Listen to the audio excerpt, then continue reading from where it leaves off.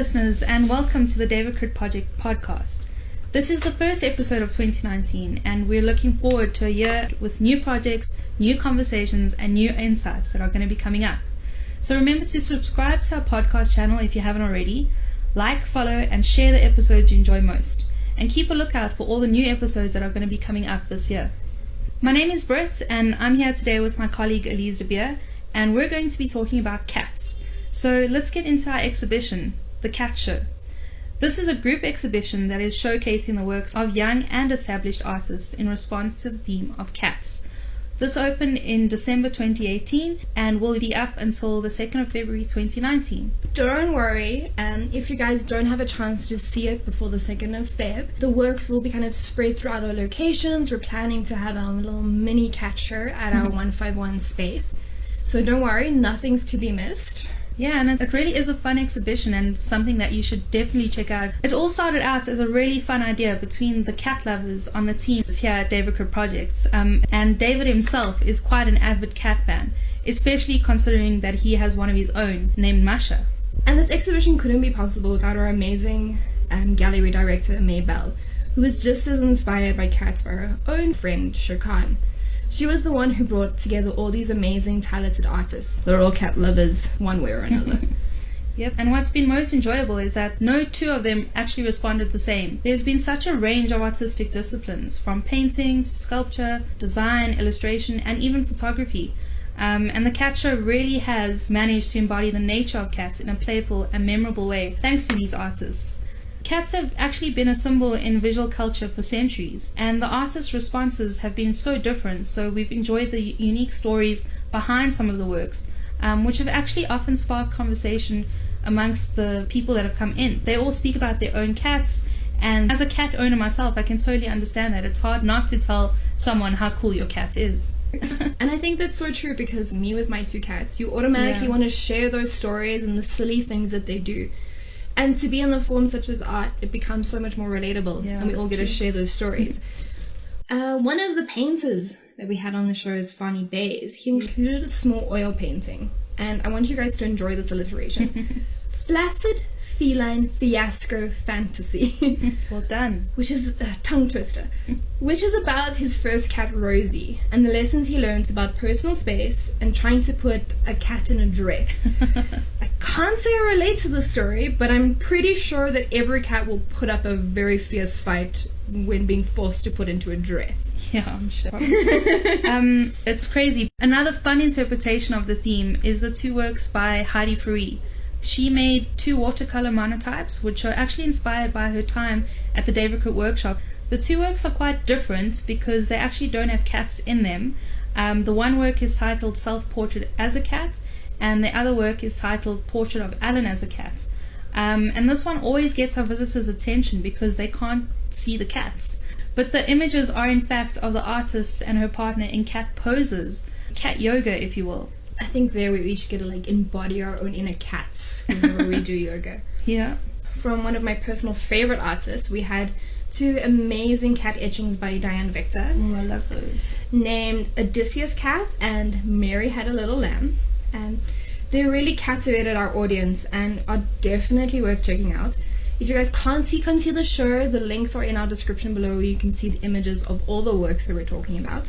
And the works really do stay true to Victor's satirical humor, captured in a very skillfully drawn image. Diane did actually mention that her cat had a hand in making the work, because some of the existing scratches on the plate she used were in fact made by her cat on a bit of an unpleasant ride to the vet. So cool. I'm glad that some of the cats are actually really part of the exhibition. Yeah, it's brilliant. One of the many digital works that we also have on the show is by Z Zulu. She's a contemporary illustrator, which is really great, bringing in people from very various different disciplines. The work depicts an angry cat who is bitter for being left out of worship, particularly because he's represented within the form of ancient Egyptian mythology. Being a black cat is often associated with bad luck and misfortune. This story really tugs at your heartstrings because this cat really does just look left out and looks upset and bitter. The title of the work is in Zulu, but because my pronunciation skills aren't as on point as they should be, In English, it translates to an angry and inactive cat. And when you see the work, you'll completely understand the title. A personal favorite of mine has been the response by Wayne Matthews, whose sculpture Opening the Mouth, Andromeda on the Red Rug and Other Signs of Cohabitation is made out of various objects that his cat has interacted with, such as a carpet, wiring, and pieces of cat scratching post. And Matthews really presents the interaction between humans and cats through materiality, with a strange kind of cat toy-like object, saying that both the cat and the human are making an agreement of your company for mine. The work was also actually accompanied by a beautiful poem, where Wayne says, Opening the Mouth. There was once a cat called Mao. It was sacred but no holy cow. Now she's been living right here for more than 2 years. I call her Andromeda and bow. I just love that ending because we all know we worship our cats and everyone should probably bow down to their cats, right? I think we're all kind of in somewhere and I like worship them because they really have the sense of like, especially when some cats just arrive, they're like, this is just my home now. And that is also kind of one of my favorite works because it just shows how creative the artists were in interpreting the theme of cats. Yes. When you automatically look at the work, it's this beautiful kind of just wooden and paper sculpture. Yeah. And once you kind of hear the story behind it, you can see it's just this playful object that a cat would also just approach and just start to play around with. Absolutely. You can see it's playful in itself. So yeah, many people have come through to the show and have really been enjoying the variety of works that we have on display. And this is just a few that we've gone through, but there's so many more. But they always ask, why cats? Why do we do a cat show? And often I've said that it's just because cats have been around for centuries and they're present today in many ways. For example, cats in memes, cats in YouTube videos, cats all over Facebook. And for me, it's nearly impossible to scroll past them. And I think what's also so wonderful about why we chose the theme of cats is because what we like to do at the end of our years with each of our individual shows is really do something that's really fun, quite playful, and just ending off the year in such like a wonderful positive note where we get to bring artists together that we haven't necessarily worked with in the past and now kind of forming relationships where we'll carry on working with these artists. Yes. And what I think was so great about White Cats is that it brought people into our space that would never normally come into our space because cats are so relatable. Like you said, we see them on our screens. It's really just so fun and it's relatable and it's accessible to people, which I think was why it was such a wonderful exhibition. And still when people walk in, hopefully just like hold on, hopefully one day we will get a dog show. Yeah. So just we stay need to get tuned more for that one. dog people to be working at David Crit for that to happen. But I think just on that note, another cool thing is the fact that we were able to collaborate with Kitty and Puppy Haven, which was something that really did make it a feel-good exhibition because people were bringing through donations. The opening was filled with people. It's my feel-good breakfast show. Call us on your cell phone. Culinary Hotline Bling. It's that time of the week again. It's a Wednesday and it's time for the Culinary Hotline Bling. Sing, sing, sing. Yeah, and today's hotline is all about baking and desserts. And who better to join us on our foodie panel than baker Angie Boyd, who is a self-proclaimed cake addict, may I say, and self-taught baker, as well as Lemise Abrams. And these lovely ladies are standing by to answer all of your burning foodie questions. If you have any, send them through to us on our Facebook page or over social media. Of course, use hashtag Espresso Show. We'll track those down, answer them for you so that you can become a better baker at the end of the day. Ladies, a very good morning. Hi. Great to have you here. Great to have you. So let's start with the very basics. And it feels like we've answered the question before, but it's one that can't be over-answered, if that's even a word. But the difference when it comes to baking between cake flour, bread flour, self-raising flour, and all-purpose flour. Let's talk about that, shall we? Yeah. Okay. Well, flour, it's just depending on the amount of protein that's in the flour as to what you use it for. So you get something called a hard flour and then a soft flour. And a hard flour just has more protein. So your white bread flour, brown bread flour, whole wheat flour has got more protein in it. In other words, more gluten.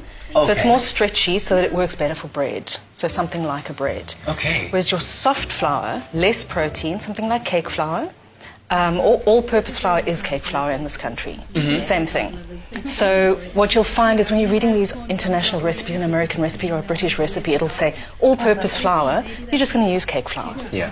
Because that's how it's labelled here in our shops. Okay. And then that is for cakes, biscuits, pastries, because there's less gluten in it. Yeah. I just feel like they should have a standardized name for all flour in the world. Just stop confusing us. It looks the same in America, it looks the same here. Call it the same thing, please. I agree with you. We already have enough troubles with the International ounces and the standards. pounces and the gramses. Exactly. We're trying to bake goods here. All right. Well, that's I think a clear enough explanation to everyone out there. But when it does come to baking, what are the basics that you certainly need to have in your pantry? Keep all of those around. What would you say, Louise? What do you keep? Well, definitely the basics would be you need to have cake flour. And just one more thing about the flour that we were talking about earlier. Like self-raising flour, the difference between cake flour and self-raising flour is that the self-raising flour already has the baking agent in it, so you won't need to add Is any that the more. yeast? No, it's like Or a the baking raising powder. agent, or Yes, baking like baking powder. powder. So you don't need to add baking powder when you use self-raising flour. So it makes life easier. But for me, what I definitely need is always baking powder, cake flour, maizena. It's a thickener, like cornstarch. Yes. Works great when you're making shortbread biscuits. Yes, Yes, you're right. it makes it light and fluffy. Absolutely. As well as vinegar, vanilla extract, Yes. or vanilla pod. Vanilla gives a great flavor to your It's like sauces. the backdrop for everything, isn't it? Exactly. It's a basic ingredient that you need to have in your Yeah. pantry. Anything you'd like to add to that? I like to keep. So I am a baker. I bake all the time. So I always have in my. If I don't have eggs, butter, milk, Oh, of flour, course. obviously all the basics. with those ingredients, you can make anything you like. So Yeah. sweet, savoury batters, cakes, muffins, breads, whatever you want. Okay. And then my favourite utensil in the kitchen is this thing here. Oh, yes. Use it for everything. Everything. Yeah. It helps you fold when you need to. It helps you to whisk when you need to. Gets lumps out of sauces. There we go. Especially when you're making that beautiful white sauce to make a cheese sauce. But we're baking. That's what We're we're talking baking, about right now. Let's yes. take a question quickly from Facebook that came through from Haydeen. Is it Milker, who says, what's the difference between baking powder and baking soda? Well, baking soda is the main ingredient, so it's an actual ingredient, it's a salt derivative, and it is a raising agent, but it's a simple raising agent. So it needs an acid in order for it to activate. So let's just have a look here and see if it'll So this is baking? This is baking soda or bicarbonate of soda, same thing. And we're going to add a little bit of vinegar. Let's I love these experiments. Try not to make a mess, and it should fizz. Oh, fizzle. Because you know it's fresh and it's active when it fizzes like that. Whereas baking powder is a compound mixture. So it's got baking soda in it, and it's also got an acid in it, and a starch filler. And then it's our baking powder is double acting baking powder. Double acting. So what happens is as you mix the liquid into your batter or your cake or whatever, it activates initially, and then it activates again when it goes into the oven. So it needs heat to activate it the second time. Okay. Wait, are you going to do the same thing now with that? It doesn't work necessarily with the vinegar. You need boiling water. So if you add boiling water to that Yes. and it fizzes, it's fresh and you can But you use see, it. you need to do it just so that we can show everyone at home that it's not the same thing. This is what experiments Just so are you all can about. do an experiment. It might fizz a little. It's got some bicarb Oh, in it, it. it does. little bit. I just love this. Yeah, but there we go. It is fizzing. It's like a whole science experiment right in front of your A very very eyes. messy size. It's But I love it. I love it. fun. That baking is messy. Okay. All right. So there you have it. We are answering all of your baking-related questions in today's Culinary Hotline Bling. Sing, sing, sing. It's my feel-good. He was with us at the start of the show, and we've promised him throughout. We've got Kuli China with a very beautiful, iconic music video. Take a look at this.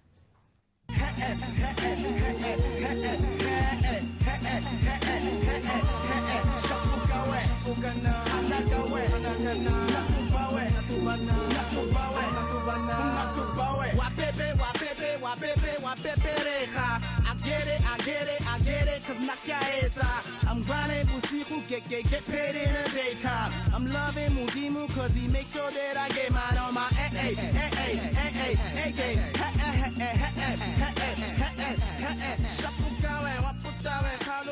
while you finding, while I'm smiling, while you whining, while you falling, eat the bigger fish I'm frying. Yeah, I said it. Looking at me like a drug tested it. I wouldn't test me if I was you, I'm in it. Been talking about 10 to a million.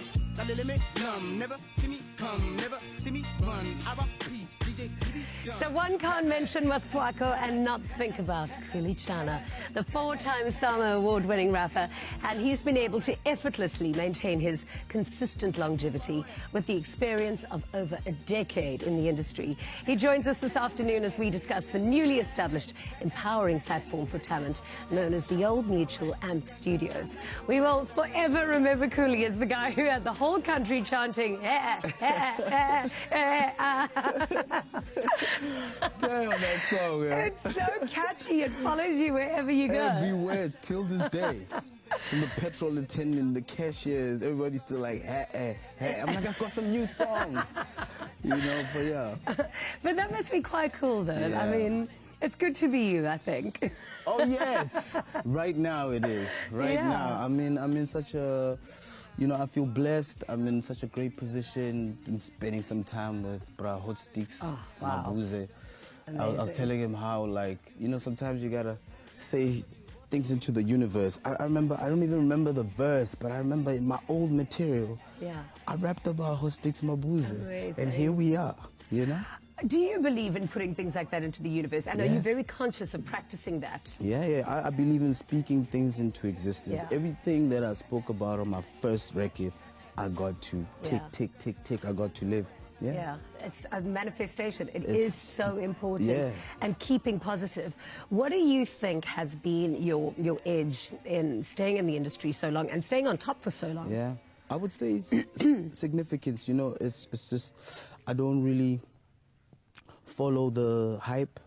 Yeah. It's not an easy thing to do because this business is foiled by hype, right? Yeah. But I think for me, it's always been significance over success, just creating something that I'm able to give to the next. Yeah. And believing your own hype is tough because I think you always want to read what critics and what fans are saying about your work. Yeah. And then you'll remember the one lousy thing where there's millions of people who are loving you, you're going to remember the negative. Yeah. So how do you stay focused and passionate and positive?